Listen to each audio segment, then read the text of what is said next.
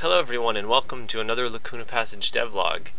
In our last video devlog, we showed you a little bit about our state manager and our survival manager and how those are going to impact the gameplay in Lacuna Passage. Today I'm a little messy still because we just recently finished this up, but I wanted to show you some of our features of our time of day manager and our weather manager. We just recently got these working roughly how we want them, and it's been a complete rebuild of an old plugin that we were using. Originally we were using a plugin called Unistorm, which I still highly recommend. If you're making a game that is set on an Earth-like planet, I think it's a great system to use, and it's in the Unity Asset Store. It just has a lot of features that we didn't need, and it overcomplicated our project. So we decided to go in and rebuild it from scratch for our purposes. So we created our own time of day manager and our own weather manager. So that's what I'm going to show you a little bit of today. And then I'll go into I'll even show you a little bit of the behind the scenes stuff for some of the code for those. But first let's go ahead and just start it up. And you'll see here our rate of time passage in our time of day manager is at 10 right now, which means it's going 10 times faster than what it will be in the actual game, just to demonstrate some of the different times of day stuff. So I'm going to go ahead and play the game here. And we start off in the early morning hours here, and you'll see that the sunlight coming through the atmosphere kind of has this really nice foggy effect, which isn't entirely realistic to Mars, but I think it looks really neat. And you've got this nice skybox transition and lighting transitions as the sun gets higher in the sky here, and it turns to full day, and we've got shadows that are moving according to the sun position. And it's going obviously really fast, but we're getting close to noon here now, and it's the brightest it'll be during the day. And so this kind of gives you an idea of what it'll be when the sun is high in the sky on Mars. A lot of our videos and screenshots we've shown so far have been at either dawn or dusk, just because it makes for more interesting photographs. But now you'll see the sky's starting to get a little bit more blue. It's a little bit darker, and as we go into dusk here, you get some of that bluish tint to the sunset that is accurate to Mars. And it's going to start getting really dark really fast here just because of the speed that we've got this set to. And then you'll see with our flashlight, this is how you'll get around at night. So, as you can see, our full time of day cycle is implemented and not using our old plugin. This is all of our own code now. So let's take a look at how some of these systems work. So what we've got here is our time of day manager, which is where I showed you the rate of speed that it changes the time. We have a ton of settings in for each time of day. We segment the day into different sections. So we've got dawn, we've got midday, we've got dusk, and we've got night. And you'll see in here we've got we can set when dawn starts. So this is the percentage of the way through the day that dawn will start, and then that carries over into these other settings as well. So midday has a start and end percentage instead of just a start, because it holds at a certain brightness for the sunlight over the course of the middle of the day until it hits dusk. So through all these we can fine-tune exactly when dusk and dawn and night and midday start and stop, and then as a percentage of the time through the day. And then we have all these different settings for light intensity during the day. So our sun shafts at dawn are 1.5, so they're a little bit stronger than normal at dawn, just so you kind of get that atmospheric blue shiny effect. But the sunlight itself is actually half of what it normally is, so it's not as bright during the dawn and dusk. And then those same ideas carry on into like the sun flare brightness, the ambient light, the fog brightness and density, and some of our environmental effects for weather that I'll show you here in a minute too. So those are some of the settings for different types of times of day. And then here we can also go in and change any of the minutes, hours, or sols or days whenever we want during gameplay. So if I play again here, and actually I'll change the rate back to 1. So we'll go on normal speed now, which it's still going to be faster than obviously than normal, but that just makes for a more interesting gameplay when you're able to go through a day in about 24 minutes. So each hour equals a minute, or in other words, each second equals a minute in game.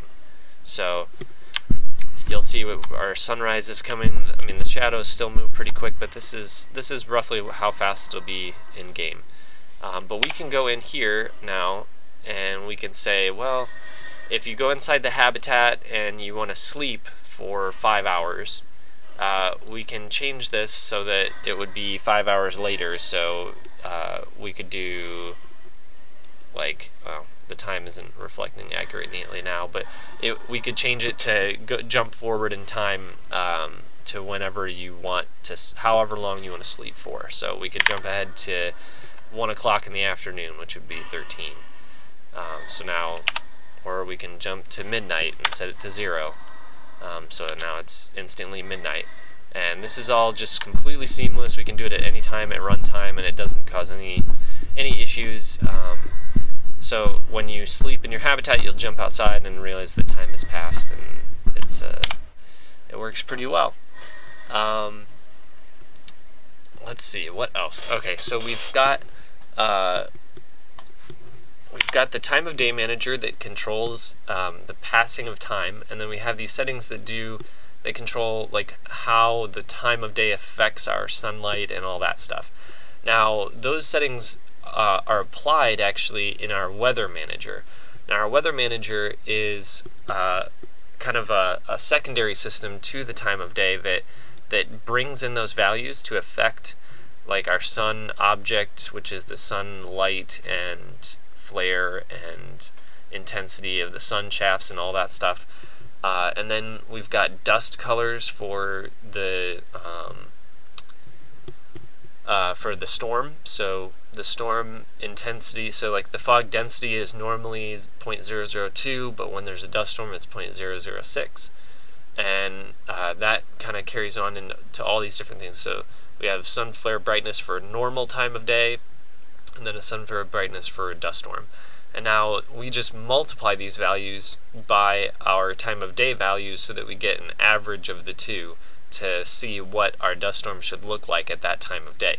So I'll show you what that looks like here real quick. So we'll go ahead and start the game again.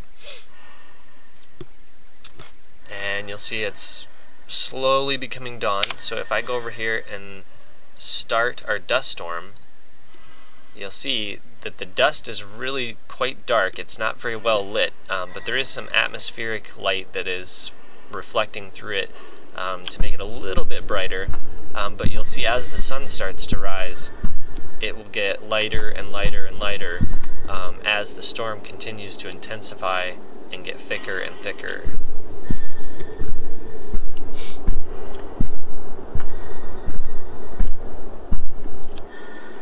And actually, if we increase our time of day speed here to about 3, it'll go a little bit faster so you can see that better. So here come the shadows, but they're very faint because the atmospheric light is so scattered through the dust. You can see now that it's starting to get a little brighter. But now if we go in here back to our weather manager and make it back to normal without a dust storm, you'll see how it gets quite bright. And you'll see the sunlight come back in.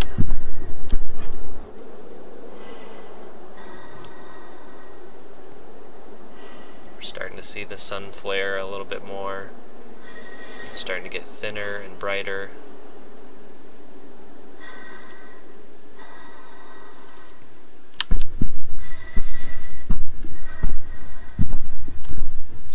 go.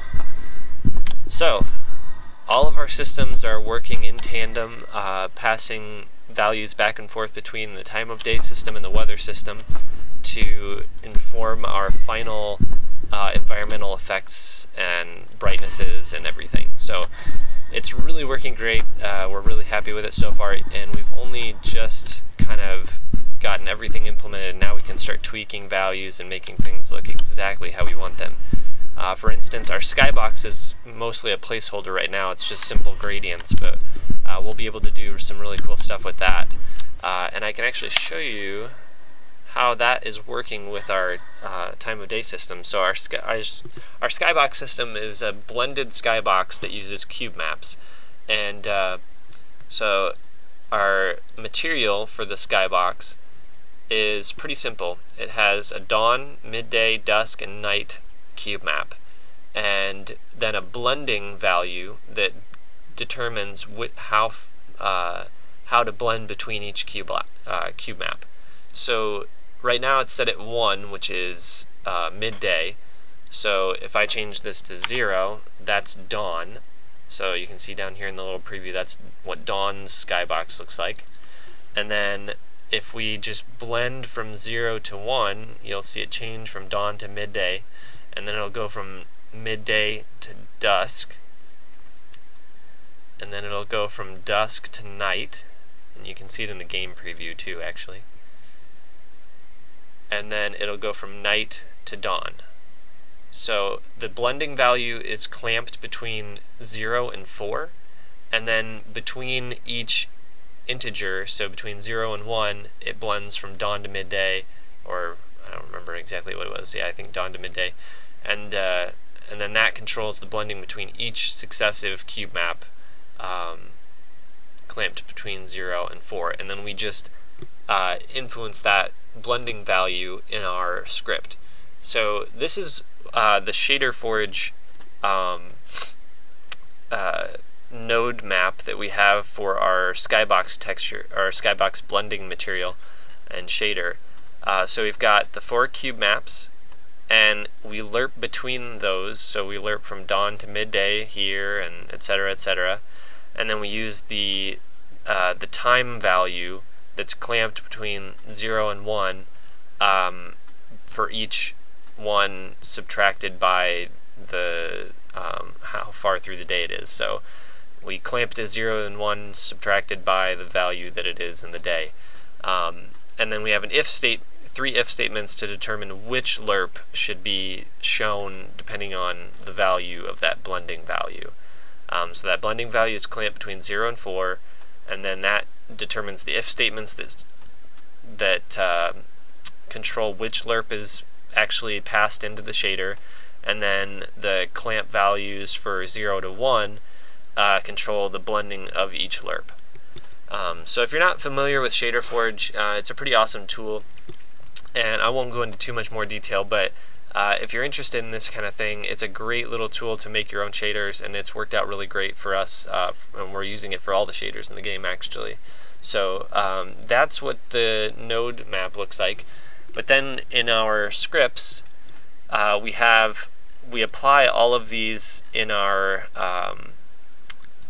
time of day manager. So you'll see we've got different functions for going from night to dawn and from dawn to midday, and so we have a transition percent that is controlled by how far through the day we are, and then that changes our Skybox blending value that I just showed you, that's clamped between 0 and 4, and we just make sure that that transition percent is since the transition percent is only from 0 to 1 to do all of our lerps for our other values, we just add the number of the time of day that we're going to get it between 0 and 4. So it works out really nicely, and as you can see, everything is very smoothly blending when the game is playing, and that is the basis of our time of day and weather management system. And you'll see in here also, this is where we apply in our weather manager the final values for like sunlight intensity and lens flare brightness. We have the weather brightness and then the time of day brightness. So multiply them together and we get our final brightness. So that's essentially what we're doing. We're communicating between two different scripts to just to separate out kind of the weather system from the time of day system a little bit. They're very obviously intertwined, but this makes it a little bit easier to read and keep everything separated. So yeah, I think that pretty much covers everything. If you are interested in what we're doing with our time of day system, or if you have any questions, please just let us know. We are still adding new features and testing out things and adding new bits to the Skybox and everything, so I think it's going to look even better in the weeks and months to come. But for right now, we're finally happy to have our own system rather than relying on someone else's plugin. So yeah, make sure to follow us on Twitter and Facebook, and we'll see you in our next devlog.